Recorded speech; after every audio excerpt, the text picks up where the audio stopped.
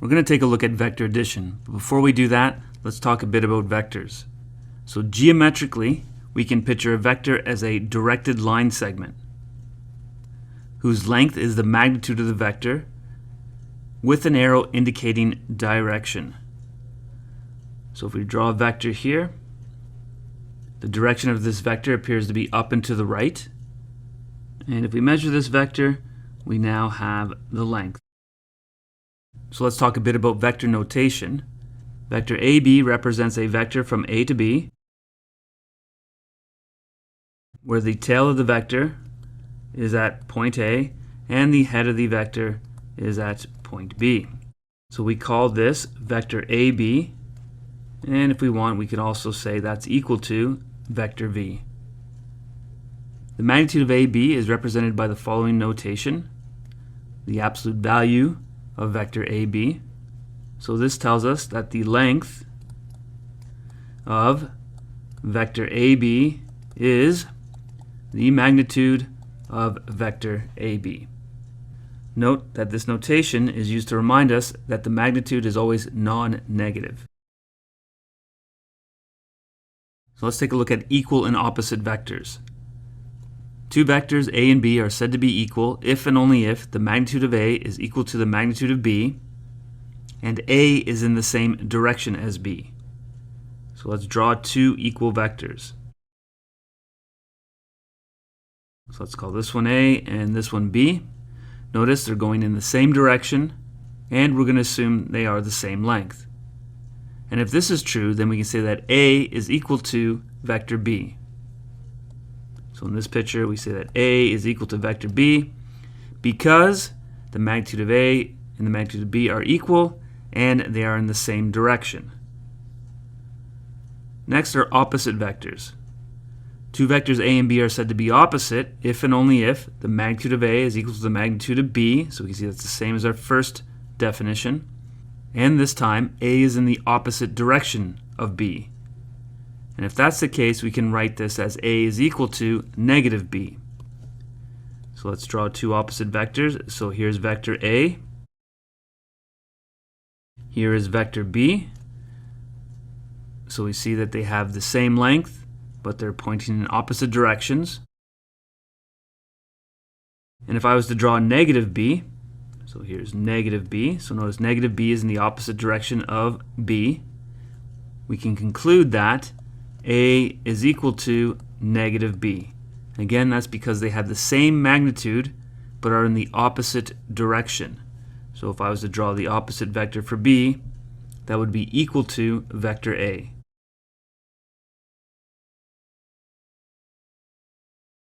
And finally, before we get to vector addition, let's talk about displacement.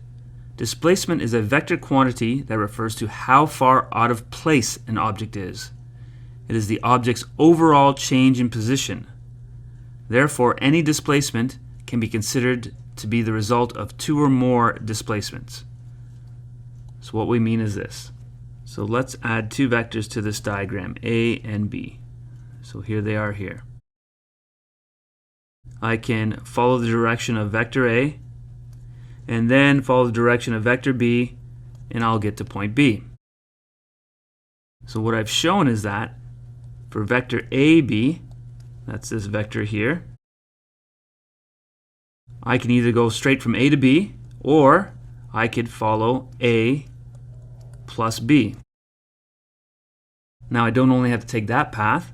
I could take vector D, then take vector E, then take vector F, and still get to the same point, point B. And this tells us that vector AB is also equal to D plus E plus F. And this is what leads us into vector addition. So let A and B be any two vectors arranged head to tail, and this is important. Then A plus B is a vector from the tail of A to the head of B. So it's just like we said above. I can go take this path here, follow vector A, and take this path here, follow vector B, and then I can hit this location here. Or if I want to take the shortest path, I could have just did A plus B, and I got to the same position. So that is vector addition. So let's look at it in a little bit more detail. Example 1, let's draw any two vectors, a and b, and then we're going to figure out what is the sum of a plus b and what is the sum of b plus a. Alright, so let's start by drawing a. Let's say a goes 2 to the right and 3 up. So here's a here. And b goes 4 to the right. So there's vector b. So let's figure out what is the sum of vector a and b. Our definition states that we should draw them head to tail. Alright, so there's vector a. And here is vector b. Notice they're drawn head to tail. So the resultant, or the shortest path, if you like, is here. It's a plus b. And there we just added two vectors. And notice that a plus b goes 6 units to the right and 3 units up. Now let's check b plus a. So let's change them the other way. So if I move 4 to the right, there's vector b. And I add it to vector a, which is 2 over and 3 up. There's vector a. Then b plus a, we notice, is this vector right here. This is the shortest path. B plus a. And if you actually count that one as well, we notice it also goes 6 units to the right and 3 units up. Which tells us that vector a plus b is equal to vector b plus a. And this leads into our first law. This is the commutative law of vector addition. It tells us that if I want to add any two vectors, a plus b, I could also add b plus a and get the same result. Notice a plus b and b plus a have the same direction and they have the same magnitude and are therefore equal vectors. Here's an interesting one. What if I took vector a and added it to negative a? So let's draw vector a again. So remember we said vector a is 2 to the right, 3 up, so there's vector a. Now if I want to add it to negative a, so let's take negative a would be, let's say 3 down and 2 to the left, so there is negative a. And if I want to add them up, I need to arrange them head to tail, so let's do that. So there's a, and let's draw negative a. So if I take the path going in the direction of a, and then coming back in the direction of negative a, if I think about that, that means my displacement is 0. So I'm saying that a plus negative a gets me back to my starting position, if you like. And we don't write that as 0 itself. We write that 0 with a vector on top. And this is called the 0 vector. And note below that a and negative a have the same magnitude, but point in opposite directions. So these are opposite vectors. And when we add opposite vectors, we end up with the 0 vector. And the 0 vector is defined as having no specific direction and 0 length. Alright, so let's take a look at a few more examples. So a and b are two unit vectors with an angle of 50 degrees between them. Determine the magnitude of a plus b and calculate the angle between a and a plus b. So here's a new definition, a unit vector. And notice we defined a unit vector as any vector with a magnitude of 1. The second thing is the angle between them. So when you see this word between them, this means that the vectors are arranged tail to tail. So let's draw our picture. So we have two vectors, a and b. So here is vector a, and here is vector b. And we know the angle between them is 50 degrees, arranged tail to tail. We want to find the length of a plus b.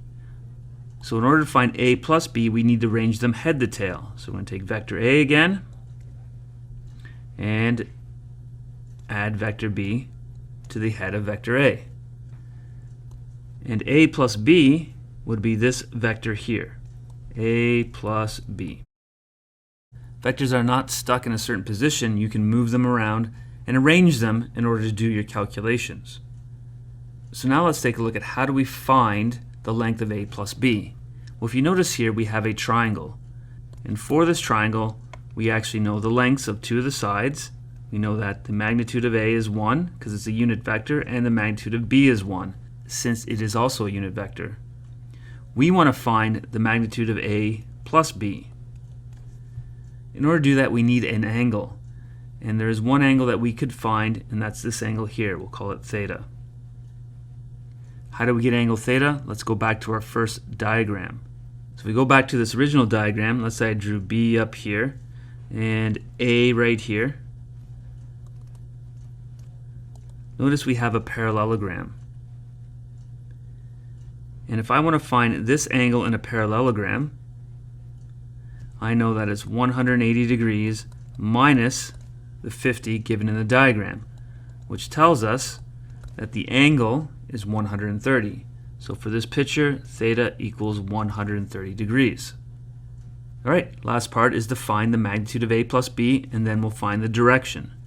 So let's start with the magnitude of A plus B. So the magnitude of A plus B can be found using the cosine law. So note the cosine law is equivalent to c squared equals a squared plus b squared minus 2ab cosine of the angle between A and B. So let's use that formula. So C is our A plus B. Let's say A is equivalent to A and B is equivalent to vector B, and then minus 2 magnitude of vector A, magnitude of vector B, cosine of theta. So now let's put in our values. So this is 1 squared plus 1 squared minus 2 times 1 cosine of 130 degrees. If you use your calculator, so the magnitude of A plus B is equal to the square root of, if we type this in, this is 3.3285, so on. And if we take the square root of that, that's approximately equal to 1.813. Try to keep this answer stored in your memory because we're going to use it to help us find the angle now. So we want to find the angle between A and A plus B. So that's this angle here. We'll call it alpha. In order to find this angle, since we have all three sides of this triangle, we can now use the sine law. So we can say that the sine of alpha divided by what's opposite alpha, that's side B, is equal to, and then the angle that we do know is the 130 degrees, so the sine of theta over opposite theta is the magnitude of A plus B. So let's put in our numbers again. So we get sine of alpha over the magnitude of B is equal to the sine of 130 over the magnitude of A plus B, which is the square root of 3.3285, and so on. So if we want to find angle alpha, we're going to take the sine inverse of the sine of 130 over the square root of 3.3285, and so on. And if we do that, we end up with the exact value of 25 degrees. So therefore, vector A plus B has a magnitude equal to approximately 1.813 units and is 25 degrees from vector A, or the angle between A plus B and A is 25 degrees. Alright, so we've talked about vector addition. This leads now into vector subtraction. So for any two vectors A plus B, A minus B can be determined by adding the opposite vector. So I like to remember it this way. It's quick. We don't have to learn a new method for subtraction. So it says just take A plus negative B. Let's draw negative B. So here is negative B in red. Notice they're now arranged head to tail. All we need to do is draw a result. So I could take the path of negative B, then the path of A, and that would give us our result, negative B plus A. So this would be negative B plus A, which we know is commutative. So this is A plus negative B. using our commutative law, which is the same thing as A minus B. So there is vector subtraction. All we need to do is add the opposite. So let's go through a few examples and see if we can add and subtract vectors. Express each as a single vector, vector AF plus FD. So let's start with AF. Here's AF, and here is FD. What would be the quickest path? It would be going from A to D. So that is a vector that represents AF plus FD, or the sum of those two vectors. What about AC minus DC? Remember, that's the same thing as saying AC plus negative DC. And in fact, that's the same thing as saying AC plus, well, the opposite of DC would be CD. So we can change the subtraction into addition. So this is AC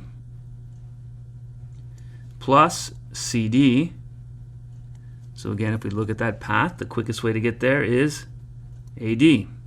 So again, we have the answer AD. And this is interesting because this tells us that these two results are equal, and therefore, if we take AF plus FD, that would be the same thing as taking AC minus DC, because they give us the same result in the end. All right, let's try the next one. AC minus FE. So again, I don't like dealing with the minus, so I can say AC plus EF. So let's try that. So here's AC, and here is EF. Notice they're not connected. So what I'm going to do is I'm going to move EF up to here. So let's redraw and find an equal vector. So here's an equal vector to EF. So what I'm going to say is I'm doing the same thing by taking AC and I'm going to add it to CB. The resultant then, again starting from A, is this vector here. So to explain that again, I went from A to C, and then I went from C to B, but my quickest path would have been from A to B. And that is our result, vector AB. And finally, FE plus DB. So here's FE, and here is DB. So you need to decide, do I want to move vector FE or do I want to move vector DB? It's your decision. So let's say I move vector FE up to here. So there it is there. So we're saying that FE plus DB is equivalent to taking DB plus BC. Notice all I did was move vector FE to the top. And our result, we can see here, is going from D to C. So there's our resultant vector, DC. However, there's more than one answer for this. I could have said DC, or why not EB? They're equivalent. Or I could have also said FA. So notice this one, there are other vectors that are equivalent to this result. So this vector, same direction, same magnitude, and this vector, same direction, same magnitude. So in some cases you can have more than one answer for your result, because again, vectors are not stuck in space. Vectors are defined by their direction and by their magnitude. And here are some good questions that you should try.